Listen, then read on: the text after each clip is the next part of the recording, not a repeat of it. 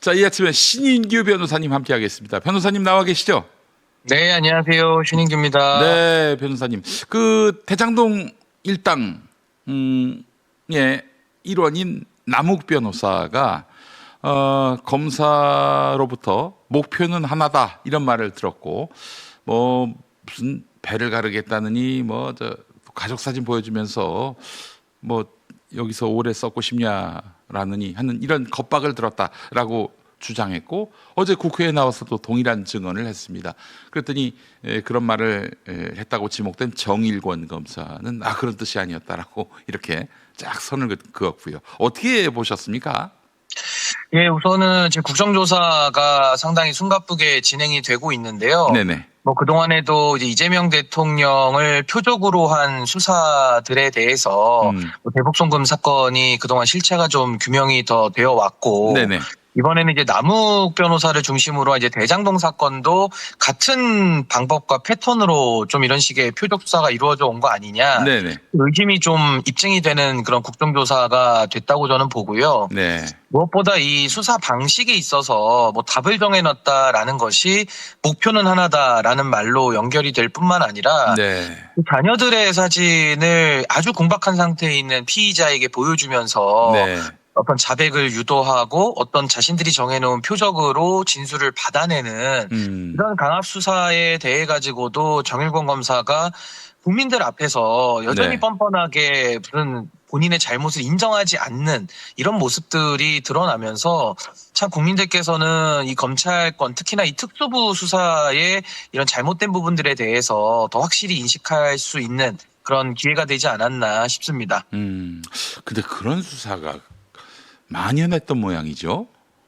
아니 뭐 어떻게 아무래도 이런 네. 있을 수 없는 일이 저 영화에서나 나올 법한 일이 자행됐는지 싶어요. 예.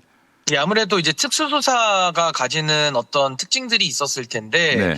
이게 뭐 정당한 수사 방식이 전혀 아니고요. 네네. 결국에는 윤석열이 그 과거에 신정아 씨 자서전인가요? 거기에도 보면은 막 정말 소변을 쌀 정도로 이게 너무나도 두려움에 예. 피의자가 정말 위축될 수밖에 없는 그런 네. 강압 수사의 모습들이 여러 차례 나와 있었잖아요. 예예예. 근데 그런 것들이 뭐 정일권, 박상용 이런 검사들로 정말 안 좋은 관행들이나 악습들이 네. 전수가 되면서 예. 아마 본인들이 그런 정치 검찰화 되고 또 정치 권력과 유착되면서 아마 그러한 잘못된 것들이 좀 더 강화되고 심화됐던 거 아닌가 그렇게 보여집니다.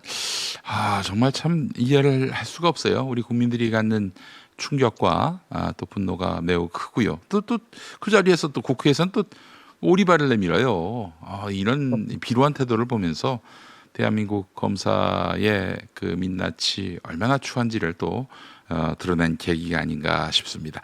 자, 조국 혁신당 대표가 평택을에 나갔는데 하루에 한 건씩 사고를 치고 있습니다. 평택시를 평택군이라고 하질 않나? 또 이번에 그 선거구가 아닌 곳에다 플래카드를 내걸질 않나? 이런 행태를 보면서 또 그 이전에는 뭐 평택이 험지 중에 험지다 이렇게 주장했고, 민주당이 부산에서는 나오지 말라고 해서 내가 평택 나갔다 이렇게 얘기함으로써 그러면 평택은 누가 나오라고 했느냐, 또 이런 반문을 또 받게 되고 말이죠. 좀 그냥 좌충우돌의 연속인 것 같습니다. 어떻게 보셨습니까? 예, 아무래도 뭐 조국 대표가 고민이 많았을 텐데 네. 저는 이제 당고 끝에 악수를 뒀다라는 표현을 한 바가 있고요. 네. 그리고 무엇보다 지금 조국 대표가 보여주고 있는 그 언행 불일치가 네. 심화되고 있는 거 아니냐. 그러니까 예를 들면 국민의힘 제로를 하겠다면서 평택을, 그러니까 민주당의 귀책 사유로 이루어지는 선거잖아요. 네네네. 그러니까 이게 안 맞죠. 민주당이 의원직을 갖고 있었던 지역구면 험지가 아닌 건데 네. 그걸 굳이 험지라고 표현을 해서 본인의 어떤 좀 멋진 강박을 또 드러내는 이제 이런 식의 문제가 있고, 네. 하나는 지금 조국 대표의 정당 지지율이나 조국 대표가 가지는 개인의 지지도를 고려하면 네. 전국에 험지가 아닌 데가 없어요. 그러니까 모든 데가 조국이 다 가는 곳마다 험지인데 험지다 이런 얘기가 또 나옵니다.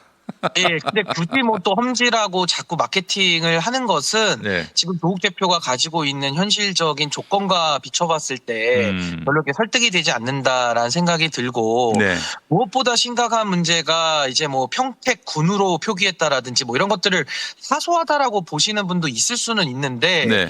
제가 볼 때는 조국 대표가 본인을 지금 평택 초보라고 이야기를 하고 있고 예. 그 앞으로 두둔하려고 이제 스스로 이제 말하자면은 변호하려고 내가 그렇죠. 평택 초보라서 그런 뭐 실수했다라고 예쁘게 봐달라 이런 봐달라. 거고 뭐 앞으로 더 배워가겠다 이제 이런 이야기를 하더라고요. 예.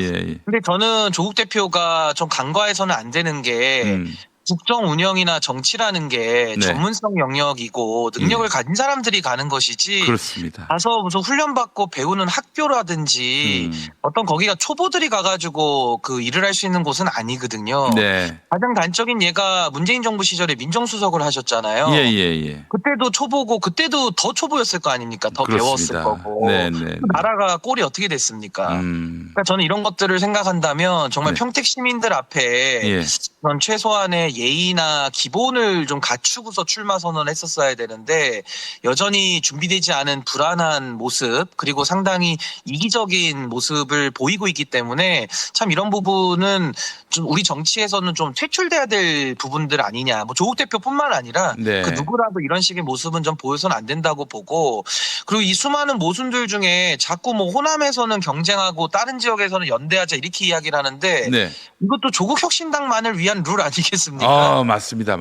예, 그러면 평택에서도 같이 경쟁하자 이렇게 나와야 우리가 합리적일 텐데 네. 또 평택에서는 민주당의 귀책 사유를 꼬집으면서 또 후보 내지 말아라 이렇게 말한다는 것은 그러면 호남에서만 경쟁하고 다른 지역에서는 경쟁하지 말자라고 이야기하는 것이 과연 공당의 대표로서 할 수 있는 말이냐 네. 뭐 그런 생각이 들더라고요. 예. 맞습니다. 그 지금 조국 씨는 본인이 무슨 그 뭐 메시아인 줄 알고 있어요. 내가 여기 내려와 줘서 너희들을 네. 구원해 주겠다. 그런 발상 아니고서는 내가 준비가 안 돼서 내려온다 하더라도 내가 가는데 고마워해야 되는 거 아니야? 뭐 거의 이런 마인드고요. 어제 또 이 오창희 국장 말씀으로는 그 조국 대표가 국민들한테 뭐 받아낼 빚이 있는 것처럼 행동하는 것 같다. 이런 지적을 했습니다. 이게 참 이해를 할 수 없는 대목이에요. 그래서 아무래도 이제 정치 시작부터가 좀 잘못됐다 보니까 항상 이렇게 그 꽃가마 정치, 뭐 도련님 정치, 요즘은 제가 이제 도련님 채권자 정치라는 이야기를 많이 쓰는데 무슨 정치요? 채권자 정치. 채권자 정치. 예, 그러니까 국민들한테 마치 돈 맡겨놓은 것처럼 예. ATM기에서 돈 빼가는 정치처럼 국민들의 주머니를 털어가는 저는 이런 정치 행태 아니냐 예. 이런 생각이 드는데 저는 이제 조국 대표가 하나 간과하고 있는 점이 뭐냐면요. 네. 이 정치인들에게 있어서의 어떤 인지도라든지 언론 주목도 이거 중요하지 않습니까? 네네. 그래서 정치인들은 뭐 이런 말도 있잖아요. 부고 기사 빼고 다 좋아한다고. 그렇죠. 저는 예. 뭐 상당히 비정상적인 현재의 정치 행태를 꼬집는 말이라는 생각이 저는 드는데 우리가 보통 그 페이머스가 있고 노토리어스가 있잖아요. 하나는 네네. 이런 명예, 명성이고 하나는 이제 악명인데 네. 지금 조국 대표는 노토리어스가 악명이 높아지고 있는 거예요.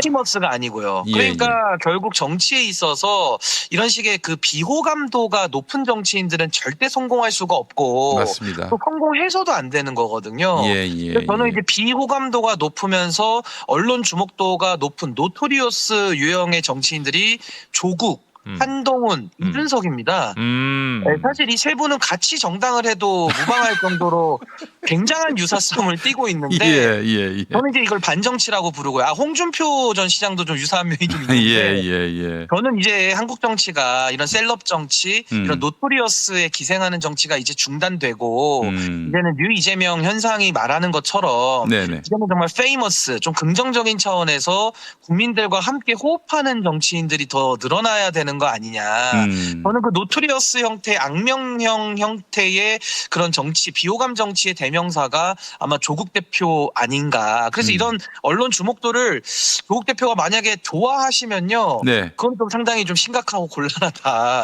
그런 맞습니다. 생각이 듭니다. 예, 그 자기가 중요한 정치죠. 자기가 중요한 정치예요. 뭐 이기적인 정치 행태죠, 어떻게 보면. 이 진보당을 싫어하는 분도 있고 좋아하는 분도 있는데 그 진보당 후보가 활동하고 있고요. 그 평소에 연대 활동했던 그 정당 아니겠습니까? 민주진보정당의 일원으로서. 아니 그런데 활동하고 있고 또 그 후보도 당 대표인데 원내 정당 당 대표인데 내가 이제 출마하기로 했으니까 당신은 그 멈추라. 내가 후보가 돼야겠다. 내가 당선돼야겠다. 이러고 있어요 지금. 이런 예. 행태도 아주 무례하기 짝이 없는 이런 모습이 아닐 수 없습니다. 예, 근데 뭐 진보당하고의 그런 뭐 연대의 추진 흐름 속에서의 서로 좀 오해가 있거나 네. 서로 이견이 있는 부분은 아니 뭐 저는 그 부분에 대해서는 뭐 제가 진보당의 김재현 대표의 마음을 이해는 하지만 네네. 뭐 공적인 영역에서 그거를 뭐 또 전면에 내세워서 하기에는 저는 또 공당의 경쟁의 원칙이라는 면에서는 뭐 네네네. 이해할 수 있는 면이 있다고 봐요. 예, 그래서 저는 예. 그 부분에 대해서는 제가 뭐 조국 대표를 뭐 그렇게 비판하고 싶은 생각은 없는데 문제는 이거죠. 예. 국민의힘 제로를 외치는데 네. 지금 선거판을 보시면은요. 네네. 진보당과의 민주당과의 연대는 이게 평택만의 문제가 아니라 울산과 관련돼서도 아주 중요한 문제를 갖고 있거든요. 네네네. 그럼 조국 대표는 항상 이재명 정부의 성공을 원하고 네. 국민의힘 제로를 아주 그 앵무새처럼 늘 얘기하시는 분인데 예. 그 상황을 모르고서 그러면은 그 평택으로 간 겁니까? 아니 국민의힘 제로를 원한다면은 울산 선거도 얼마나 중요합니까? 그렇죠. 근데 그런 것까지도 만약에 고려를 안 하고서 했다면은 네. 한쪽으로는 조국 대표의 이기심에 발로고 또 한쪽으로는 정무적인 판단이 아주 부족한 거거든요. 그런 정무적인 판단으로 당을 운영하니까 또 당의 지지율도 상당히 지금 고전을 면치 못하고 있는 상황 아니겠습니까? 네. 그러니까 저는 조국 대표가 말하는 국민의힘 제로라는 것이 네. 본인의 평택 출마로서 이게 이제 조국으로 인한 나비 효과죠. 나비 효과를 예상 못했다라고 한다면은 상당히 이거는 본인의 무능함을 좀 고백하는 거 아니냐. 네. 저 그런 생각이 좀 듭니다. 이젠 이런 의문을 던지는 거예요. 조국 대표한테 막 자기가 뭐 평택을 구원할 사람처럼 지금 나와서 나대고 있는데 우리가 왜 당신한테 이렇게 관심과 지지를 표해야 하는가? 왜 우리가 당신 호구 노릇을 해야 하는가? 이런 질문을 지금 던지고 있는 거예요. 여기에 대한 답을 찾지 못하고 계속 메시아 행세하다가는 아주 개망신을 당할 수가 있다라는 점을 요즘 느끼게 됩니다. 근데 제가 그 평택을에 대해서는 하나만 더 설명드리면 예, 말씀하시죠. 예. 여기 이제 이준석 모델을 참고하겠다고 이미 조국 대표가 이야기한 바가 있어요. 그랬어요. 예. 그래서 아마 이제 동탄의 이준석을 꿈꾸면서 아마 저는 평택으로 갔다고 봅니다. 네. 본인의 발언이 있으니까요. 예. 근데 이제 제가 조국 대표에게 설명해드리고 싶은 부분은 한 세 가지인데 네네. 당시 이준석의 동탄 모델은 좀 기적 같은 일이죠. 그게 가능했던 이유가 여러 가지 원인이 있는데 그 네. 조국 대표랑은 다 안 맞거든요. 전제가. 예. 첫 번째가 뭐냐면은 이준석 의원은 그때 상대 후보 복이 있었어요. 국민의힘의 그 초짜 후보가 나오다 보니까 전혀 예. 인지도에서 그 게임이 안 됐고 예. 그러니까 후보 복이 있었고요. 예. 두 번째는 이준석이라는 당시 정치인은 개혁신당을 만들어가지고 윤석열을 견제하는 야당 몫으로 나온 거거든요. 그러니까 국민들 입장에서는 윤석열의 이런 파렴치한 모습을 누가 더 견제 잘할 것이냐에 대해서 국민의힘과 개혁신당을 놓고 이준석 후보를 선택한 거예요. 그리고 마지막으로 당시에는 그래도 동탄의 표심 자체가 그 과거의 이준석을 놓고 보면은 2030 표심하고 중도 표심을 흡수를 한 거거든요. 네. 근데 조국 대표는 다 거꾸로입니다. 이게 지금 후보복이 있을 수가 없고요. 왜냐하면 민주당에서 약체 후보를 내면은 이건 고의패배 의혹에 휩싸이거든요. 합당을 네네네. 또 추진하는 것이냐 예. 이런 비난 때문에 민주당도 약체 후보를 낼 수는 없을 거고 예. 두 번째는 조국 대표는 여당의 성공을 원한다고 하고 있는데 네. 여당의 성공을 원하면은 다수당인 민주당에게 표를 주지 누가 조국혁신당에게 표를 주겠습니까? 예. 그리고 조국혁신당이 법사위에서 보였던 선명 야당의 길을 생각해 보시면은 아마 그 조국혁신당에게 표를 줄 분이 거의 없을 거고 마지막으로 2030하고 중도표에 대해서는 조국 대표가 가장 취약한 부분이거든요. 네. 저는 뭐 어디서 표를 갖고 올 계산으로 뭐 물론 뭐 시뮬레이션은 잘 해보셨겠지만은 네. 아마 좀 전제가 매우 잘못된 그런 결정들 아닐까. 저 그런 생각이 듭니다. 김어준만 믿고 그러는 거죠, 뭐. 김어준만 네, 근데 민심은 믿으면은. 민심은 딴지 게시판이 아니기 때문에 네. 민심은 천심이고 예. 민심은 지금 이재명 정부 성공을 간절히 바라고 있다. 네. 네, 이 부분을 좀 간과한 것 같습니다. 제가 볼 때는. 오늘 이 말씀이 아주 압권이네요. 비호감 세 사람이 함께 정당을 해도 뭐 전혀 뭐 손색이 없다 이 말씀 아주 정말. 유사성이 상당히 많다. 이렇게 표현하기 좀 정제되게 예, 표현을 예, 예. 하겠습니다. 알겠습니다. 자, 오늘 말씀 잘 들었습니다. 변호사님 고맙습니다. 네, 감사합니다. 네, 신인규 변호사와 함께 했습니다.